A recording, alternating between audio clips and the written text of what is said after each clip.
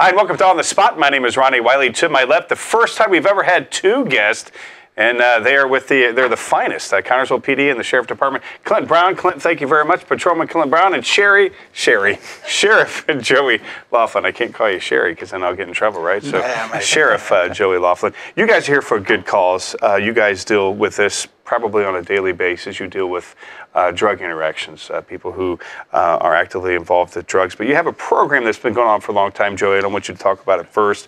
A program called Too Good for Drugs, or as you guys like to call it, School Rocks. Why don't you tell us about this program that's been going on here for a while? The program started around 6 years ago. We were contacted by some ladies with an organization in Shelby County to facilitate a program with third graders at that time.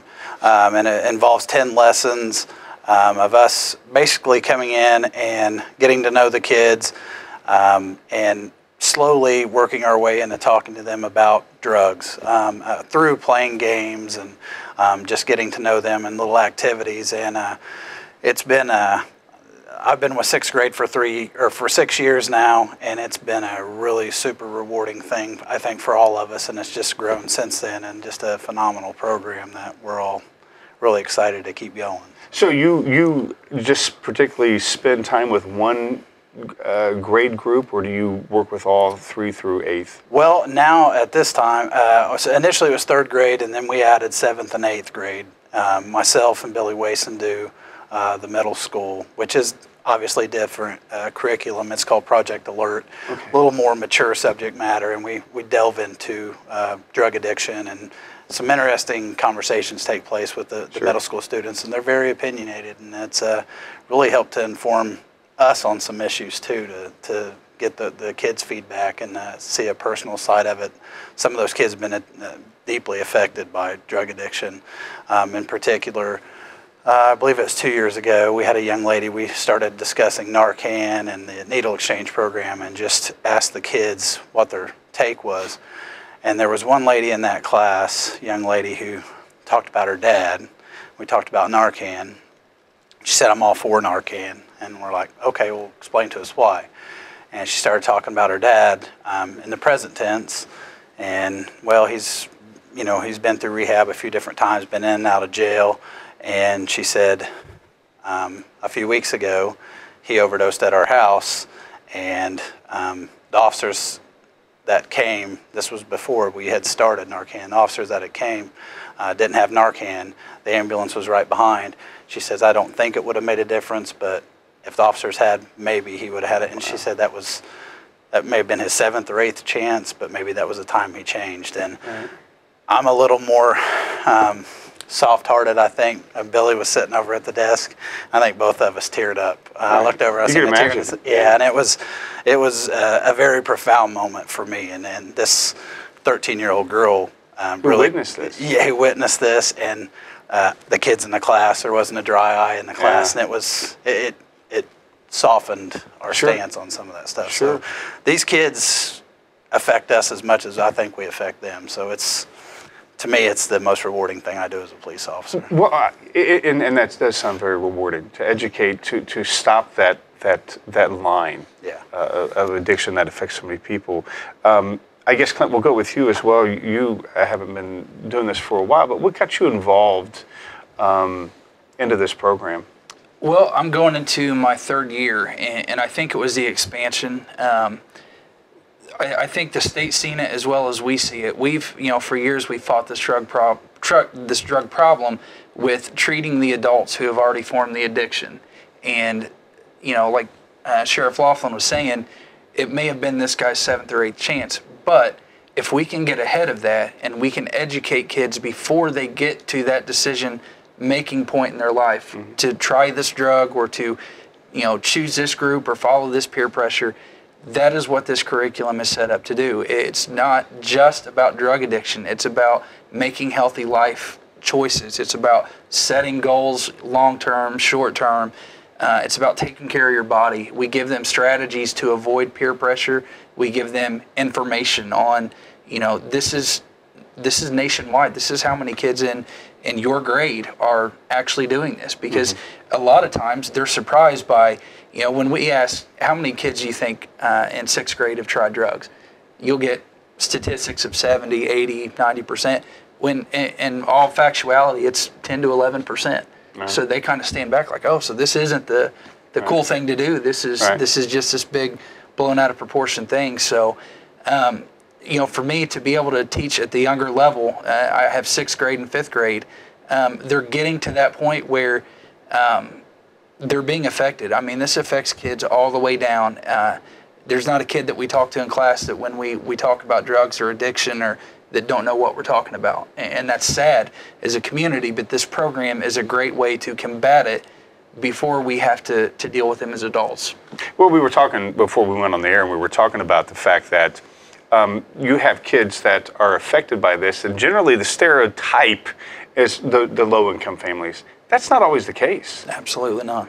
So you have children from all walks of life, and we need to educate kids from all walks of life because it can affect everyone.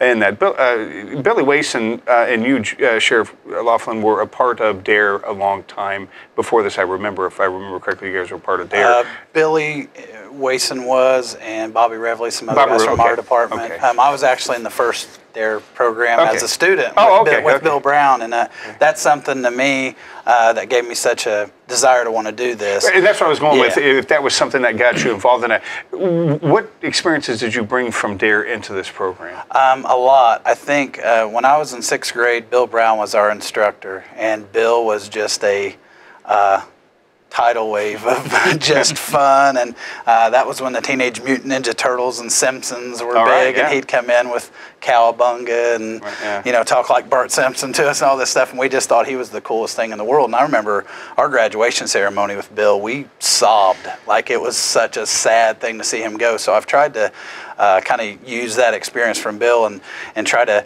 you know, to me, I look at it as I get to go be a kid for 45 minutes in each class each week, and with to a certain degree, my first couple of years, you realize you got to pull back because it just turns into chaos. But to me, we signed a promise at the end of that class that we would remain drug and alcohol free, and as a 6th grade kid, that meant a lot to me to sign that promise, and I think those concepts that were instilled in me in 6th grade really did stick with me the rest of my life. That, you know, Officer Brown telling us this is what can happen to you, that resonated. And to continue that and teach these kids now, we're 3rd, 5th, 6th, 7th, 8th grade. I keep joking with these kids. I just finished up at Fayette Central last week. I said, you'll see me again, whether you want to or not. You're going to see me all the way through middle school. And we've even talked about expanding the program, maybe even to high school, you know, at some point, that we want to stick with these kids. It's not so much just the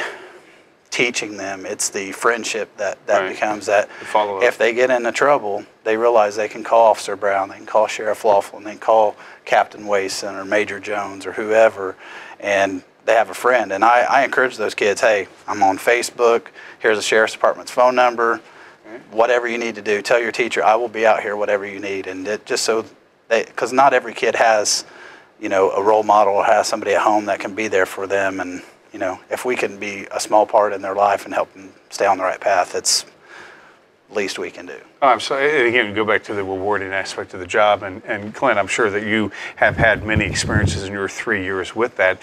Again, you deal with the younger kids, would you say 5th and 6th grade? Yes. And once you pass them off, is there sort of a, because you're done with them and then they go with Sheriff Laughlin, when you get the kids first, what's your immediate goal with them?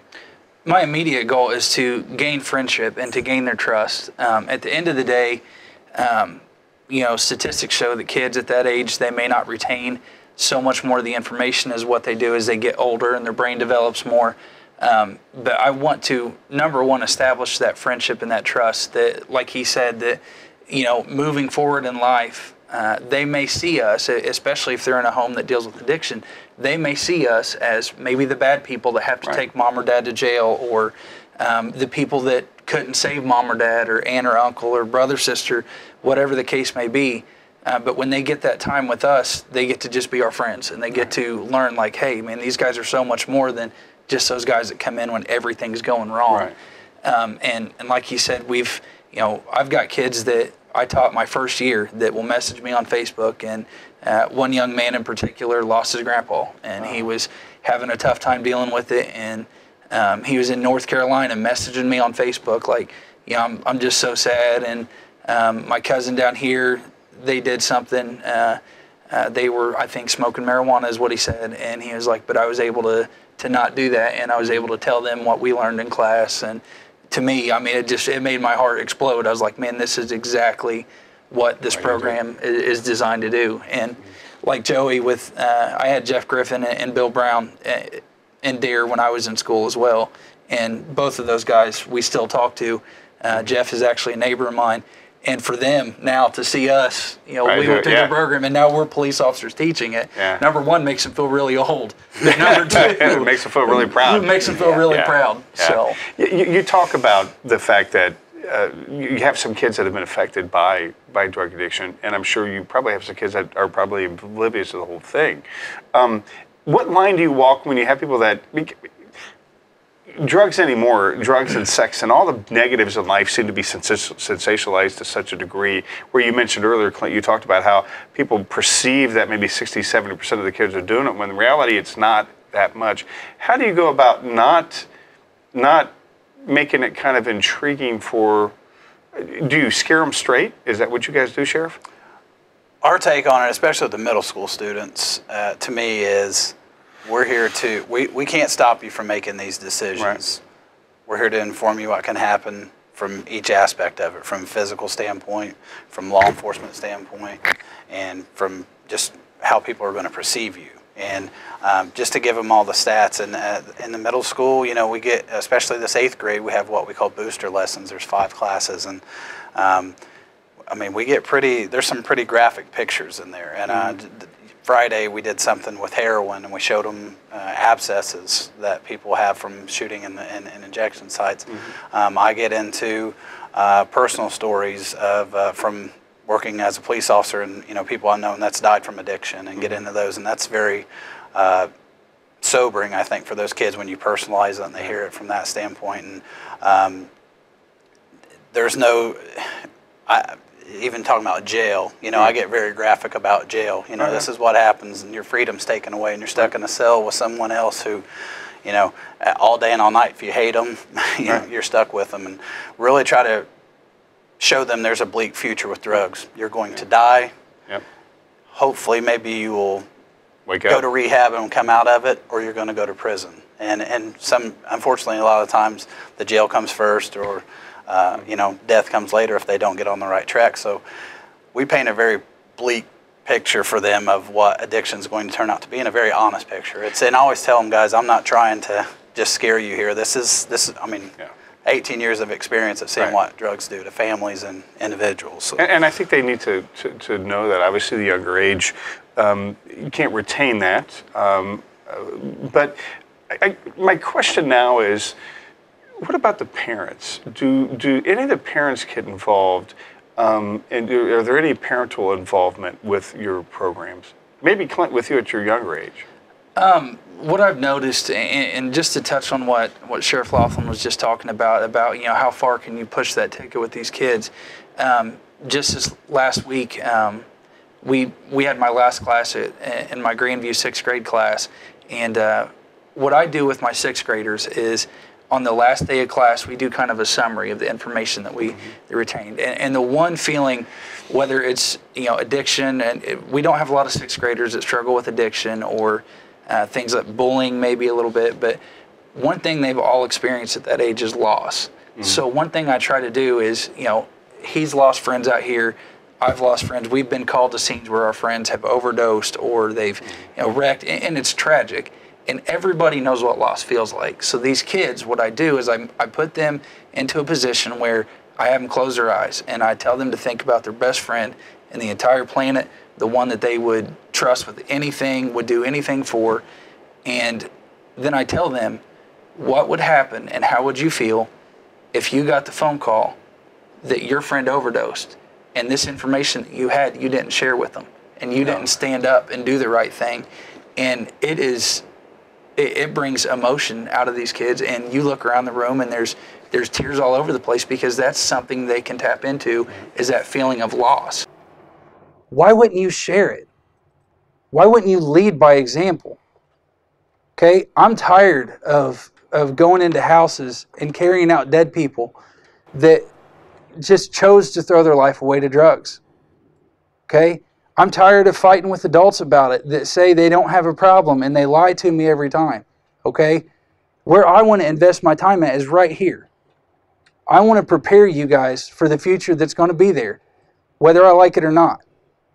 Drugs are going to be there. Okay, they're always going to be there. What we are equipping you with is tools to avoid it. What we are equipping you with is the Narcan of information. It is the way to tell your friends and to lead by example to not live a drug-addicted life. Nobody wants that phone call. You mentioned something during where you said that you want them to pass the information on. You want the kids, and I'm sure, Sheriff, you would like that too.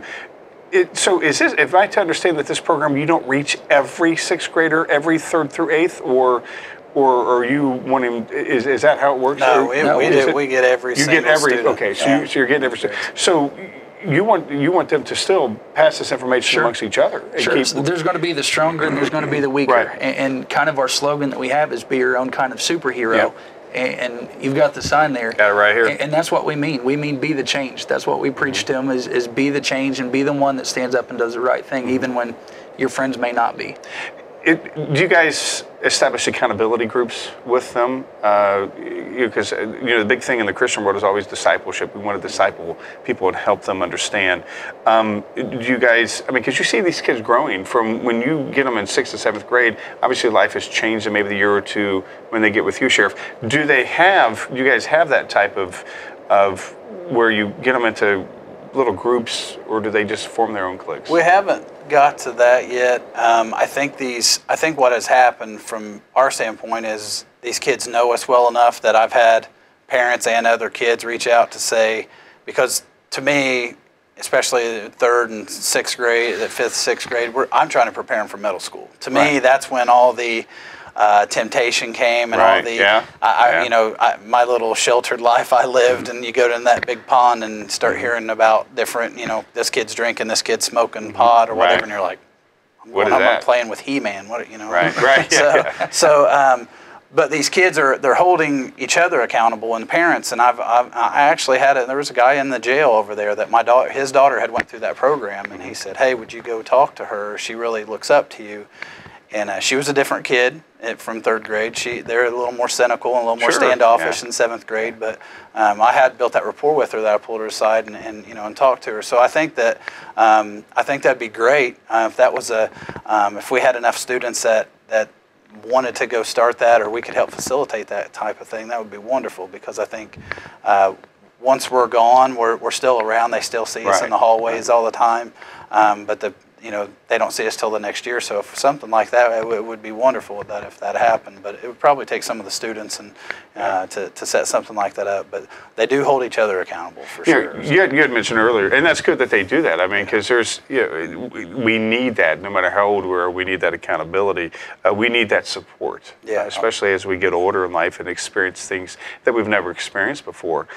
You had mentioned that you would like to have something with the high school to work on that.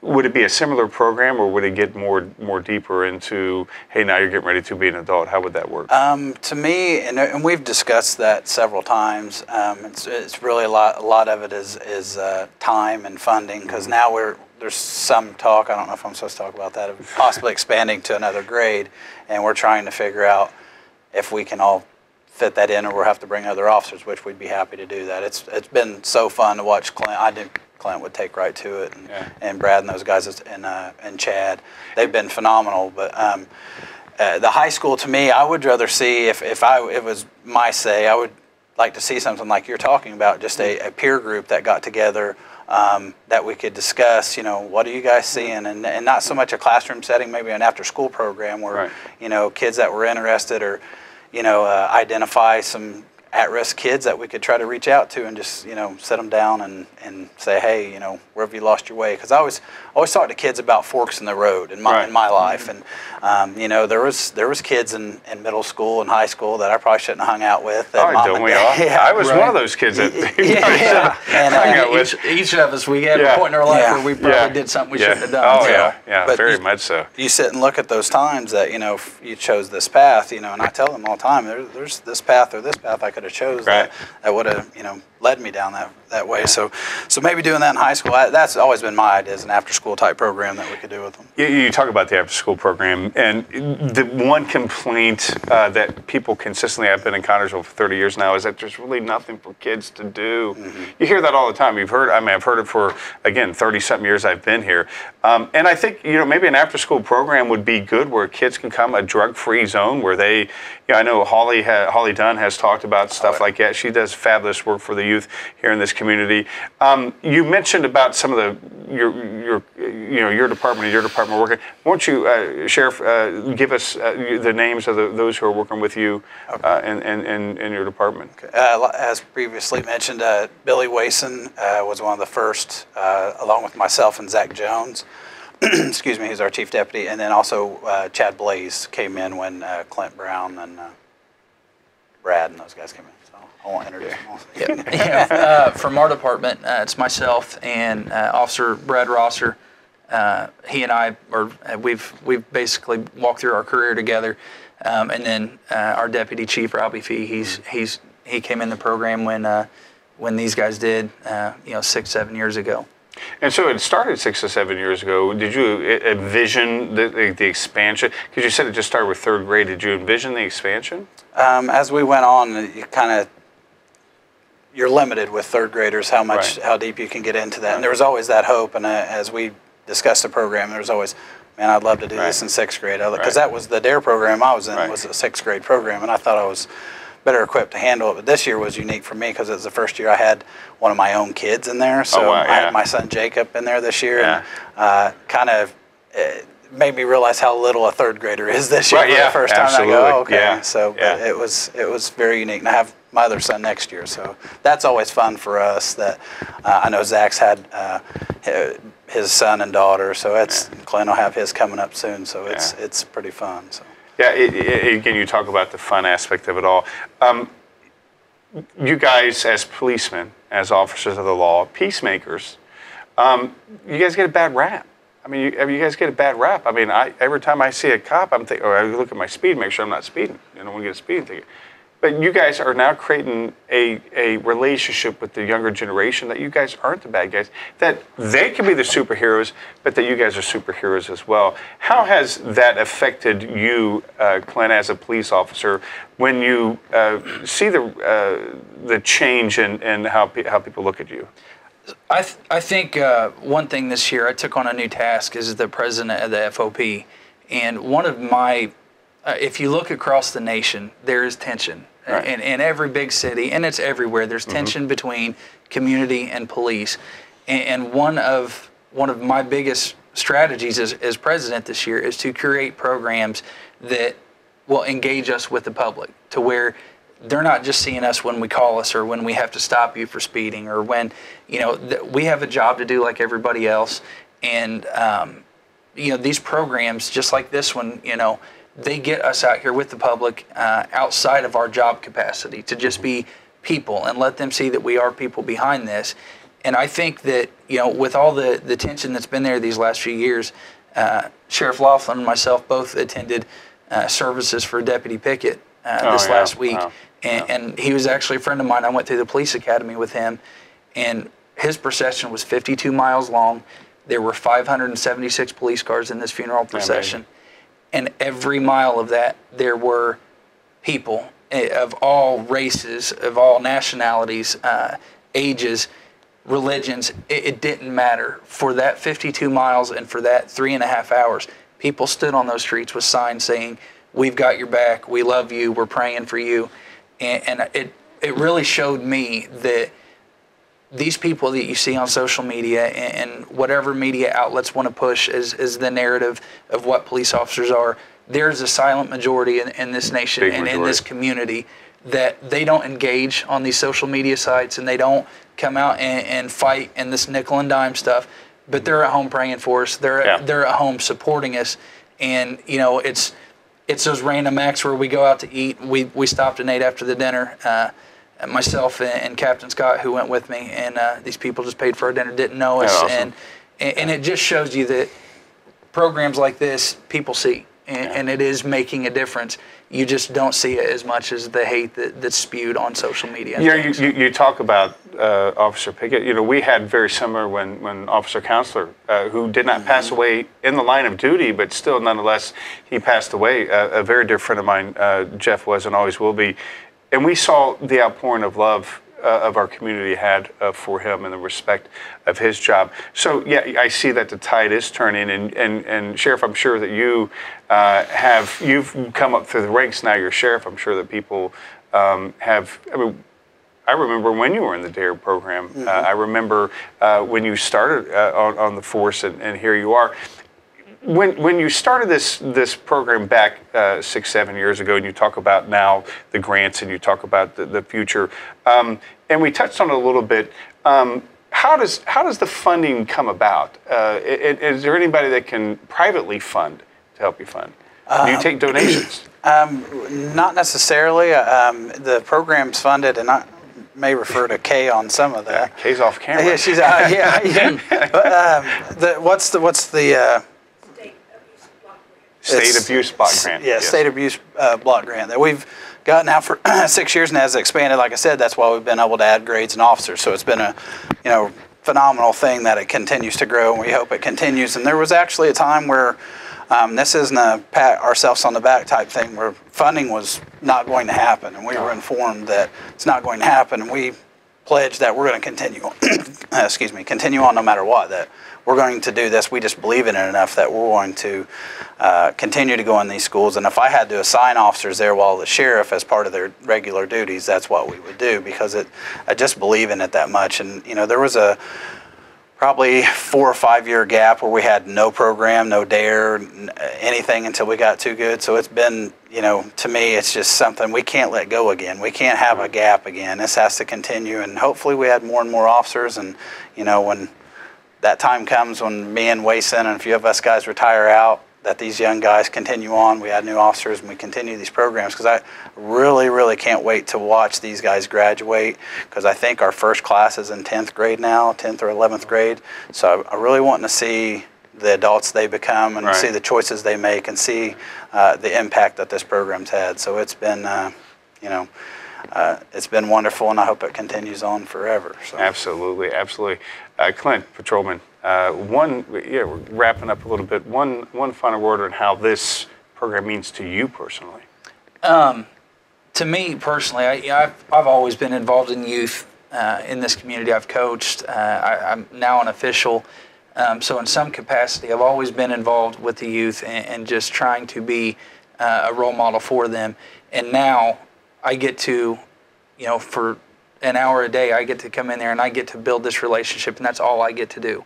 I don't have to worry about calling fouls or calling plays and coaching this and arguing with Joey who's coaching against me or anything like that. I just get to build that relationship, and to see these kids grow up, and to walk through Walmart and have these kids come up and give me a hug and introduce me to their mom and dad, like, hey, this is Officer Brown who I told you about. And that's been huge for me. And my daughter, who is coming up I'll have her in 2 years in my class. She gets to hear these kids around school talk about, man, your dad's the coolest guy ever. He's so much fun. Oh, you don't have to live with him. Right. Yeah. Well, he hasn't grounded you, has he? Right. Yeah.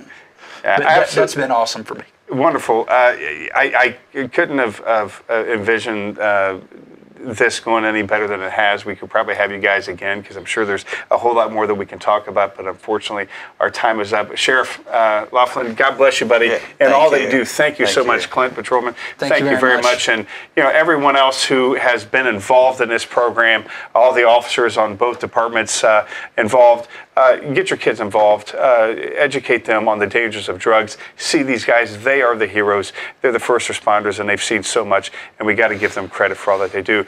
This has been a fine edition of On the Spot. We'll see you next month.